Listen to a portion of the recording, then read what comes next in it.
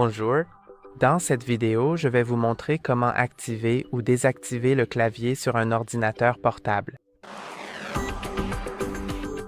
Il existe plusieurs situations dans lesquelles vous pourriez vouloir activer ou désactiver le clavier.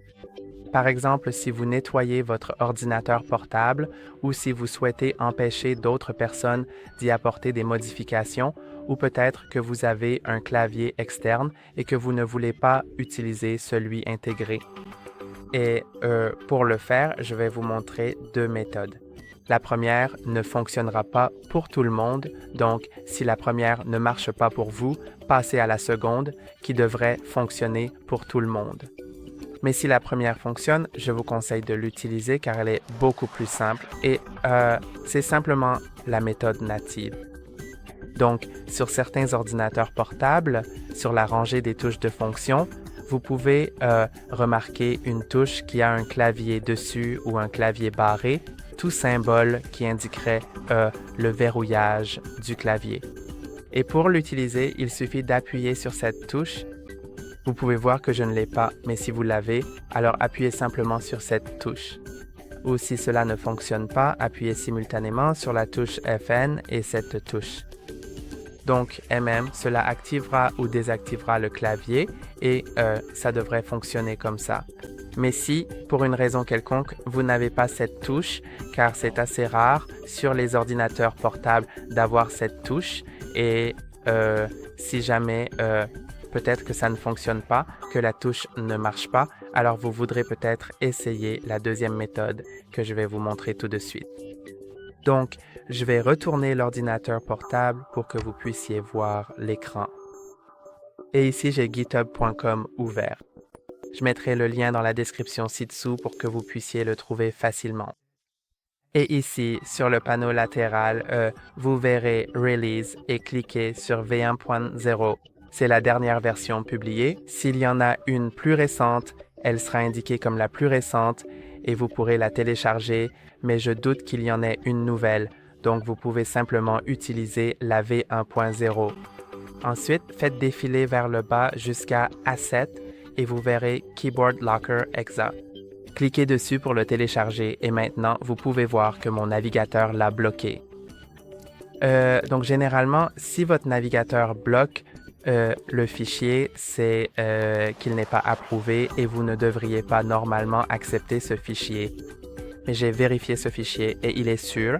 Donc vous pouvez simplement cliquer sur Conserver et je vais vous montrer comment conserver le fichier s'il est bloqué dans Microsoft Edge. Donc si vous avez un autre navigateur, ces étapes peuvent varier légèrement. Donc, si vous ne savez pas comment faire dans votre navigateur, vous pouvez passer à Microsoft Edge et essayer ici parce que je vais vous montrer les étapes dans Microsoft Edge. Pour conserver le fichier qui est bloqué, cliquez sur les trois points ici. Ensuite, cliquez sur Conserver et maintenant une fenêtre contextuelle va s'afficher. Cliquez sur Afficher plus, puis cliquez sur Conserver quand même.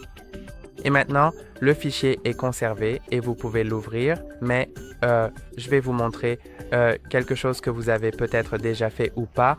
Donc, allons dans l'explorateur de fichiers et rendez-vous dans Téléchargement. Et je vous suggère de placer le fichier dans un autre emplacement pour ne pas le perdre. Donc, je vais le mettre dans Document. Vous pouvez aussi le mettre dans le dossier Program Files qui se trouve sur votre disque local C. Mais oui, si vous le placez dans Program Files, alors vous devrez l'exécuter en tant qu'administrateur. Donc, si vous n'avez pas de droit d'administrateur, je vous conseille simplement de le déplacer dans Documents ou dans un autre endroit où vous êtes sûr de ne pas supprimer le fichier par accident.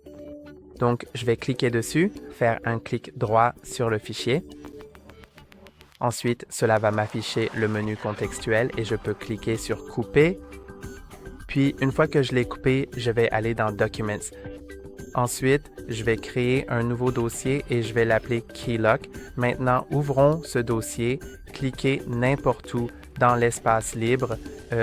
Faites un clic droit en fait et cliquez sur Color.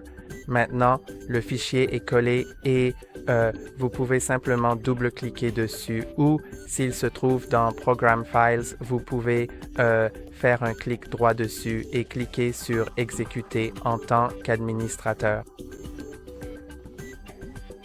Et maintenant, le fichier est ouvert comme vous pouvez le voir. Il m'affiche la notification. Appuyez sur Alt, CTRL plus Alt plus K pour verrouiller votre clavier et c'est ce que je vais vous montrer tout de suite. Voici donc le clavier, voici l'écran et je vais cliquer sur la barre de recherche pour que vous puissiez voir si le clavier fonctionne ou non. Maintenant, quand je tape, ça fonctionne.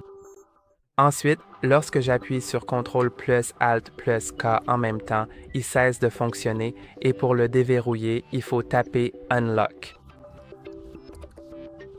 Et maintenant, ça refonctionne, donc c'est un peu étrange de déverrouiller un clavier en tapant Unlock, mais c'est comme ça que ça marche. Essayons donc de le verrouiller à nouveau.